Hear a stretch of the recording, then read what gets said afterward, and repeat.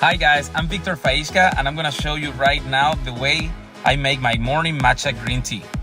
Before we start, we need different tools.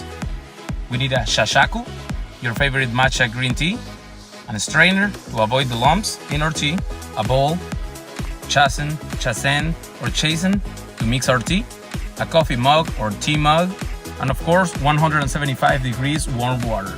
So let's start taking one shashaku spoon using our strainer to filter the matcha green tea. We can speed up the filtering process by tapping or shaking the strainer. Now we will use our bamboo whisk or chakin with a little bit of water to start our mixing process. Right after you add the water, you start mixing in horizontal direction at least for 1 minute until you can create that foam in your tea. Seeing that foam represents that the tea has been diluted, so you can add more water and keep mixing until you get the consistency that you like best.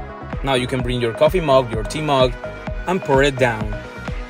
And now you have a wonderful matcha organic ceremonial tea that you can share with your friends, family, and more. Follow me for more, and as I always say, drink and enjoy.